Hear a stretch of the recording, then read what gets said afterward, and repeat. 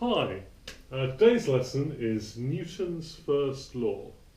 I'd like you to just, in a moment, pause the video and see if you yourself can remember Newton's first law. Okay, so just pause the video now. Did you get it? There's lots of different ways you can formulate Newton's first law. Stuff doesn't move unless you do something to it.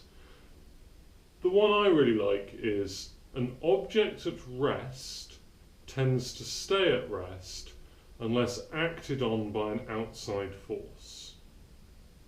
So there's a lot to unpack there. Let's start with the word rest. I'm going to ask you a question again, just pause the video. What does the word rest mean?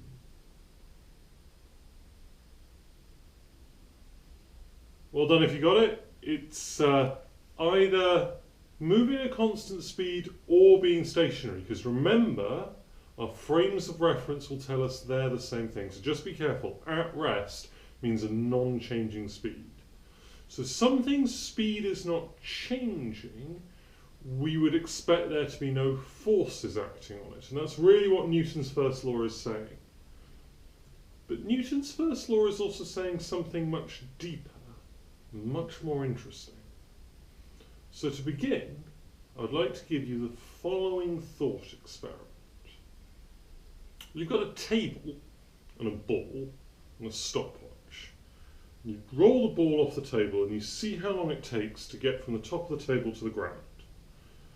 You then repeat the experiment and you get 2 different times on your stopwatch.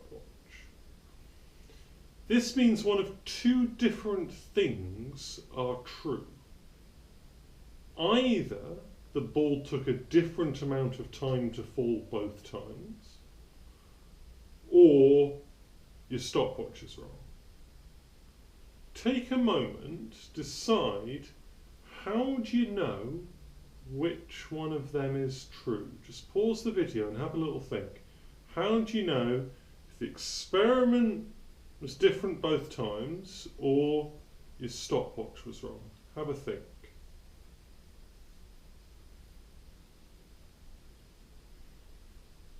The answer is you don't know. It could be either, which is a little destabilising, because initially you think, well, surely the clock is wrong. Balls take the same amount of time to fall. But what if something were to change in the local gravity?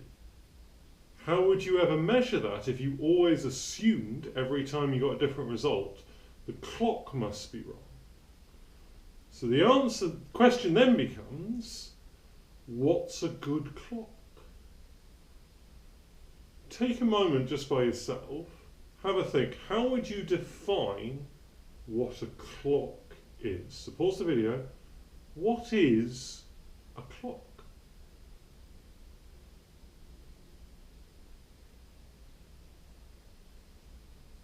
A clock is anything which has a regular sort of cycle or something that happens such that you can measure other things against it.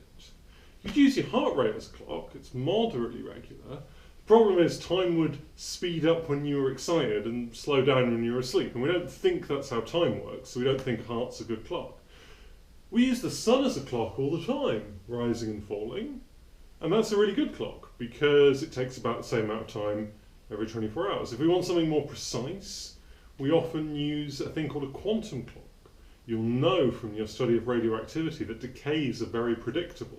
So you have something with a very long half-life, you can predict how many decays there'll be a second. That can be a very accurate clock. But all these clocks have all sorts of assumptions built into them. They either assume that we know how hearts work, or we know how the sun works, or we know how radiation works, which are all quite complicated bits of physics. There is a clock, though, that we can use, which is based purely on Newton's first law. Pause the video, have a think. What clock would that be?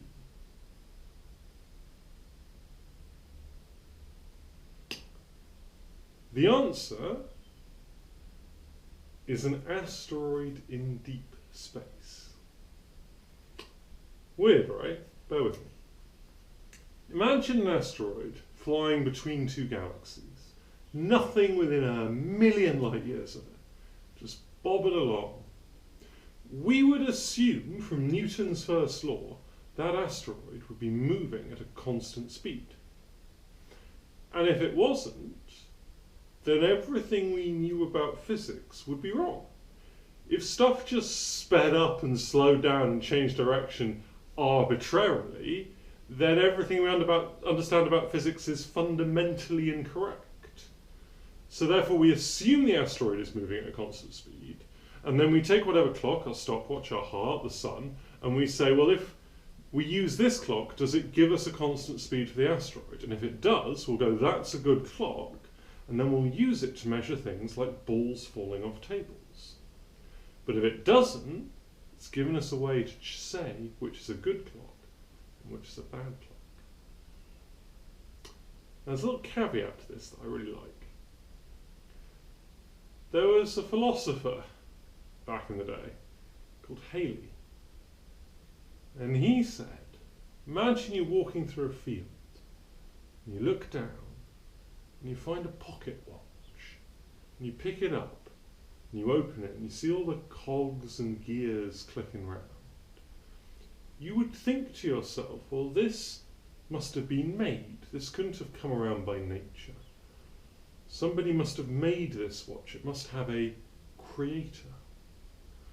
And then you look up at the planets moving around, and they move very much like the cogs inside a clock, very regular, ticking around. And you'd think, well, they too must have a creator. And therefore, he said, God must exist. But had Payley really thought about it, and really understood Newton's first law, and really understood what a clock is, he might have thought it's the other way around. A good clock will always look like the movement of the planets. This week, we're answering our questions in the YouTube comments, so if you don't answer them in the YouTube comments, I'll know you haven't watched the video. See you tomorrow.